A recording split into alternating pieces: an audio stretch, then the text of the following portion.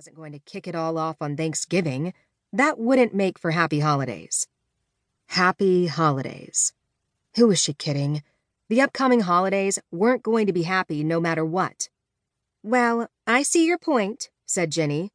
"But good luck pulling off the old sleep apnea deception." Their first customer of the day came in, and that ended all talk of Michelle's marriage miseries, which was fine with her.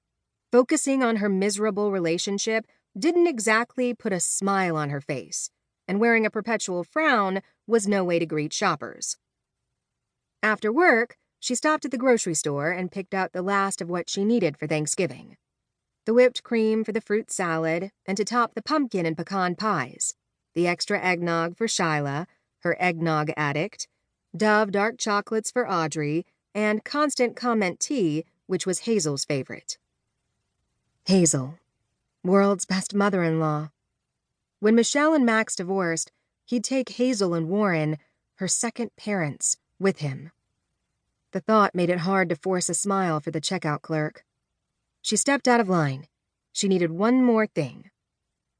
She hurried back to the candy aisle and picked up more dark chocolate, this time for her personal stash.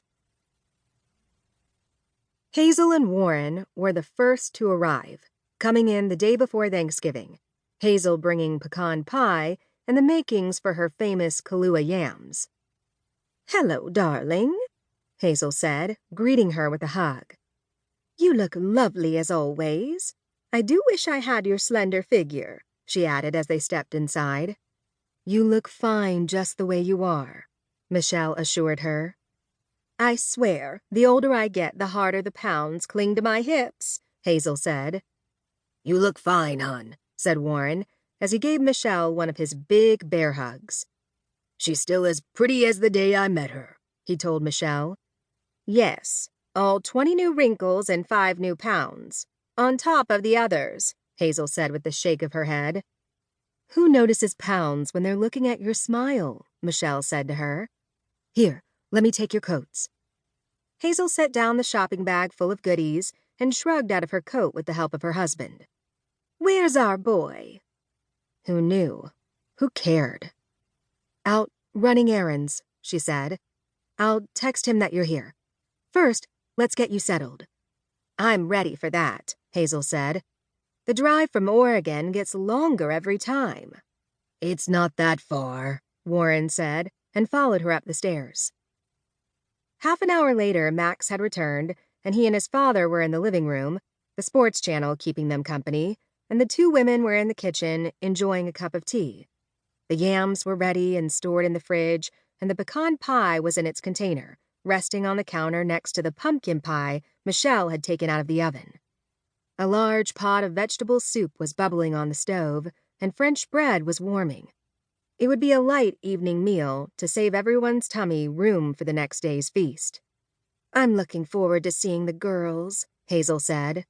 "So am I," said Michelle. She hated that all her girls had moved so far away. Not that she minded hopping a plane to see either Audrey or Sheila. It wasn't a long flight from SeaTac International to either San Francisco International or LAX. But it also wasn't the same as having them living nearby. Julia wasn't as easily accessible, which made her absence harder to take. She'd been the final baby bird to leave the nest, and dealing with her departure had been a challenge. Perhaps because she was the last, perhaps because it seemed she grew up and left all in one quick motherly blink. College, the boyfriend, the pregnancy, marriage, then moving. It had been painful to let go of her baby, and even more so with that baby taking the first grandchild with her. Maybe in some ways, though, it wasn't a bad thing that her daughters were living in different states, because they hadn't been around to see the final deterioration of their parents' marriage. Michelle hoped they still wouldn't see it. She consulted her phone. It was almost time for Audrey's flight to land. Sheila's was getting in not long after.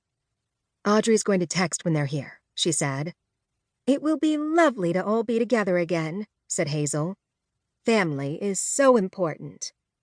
Was that some sort of message? A subtle judgment? "How about some more tea?" Michelle suggested.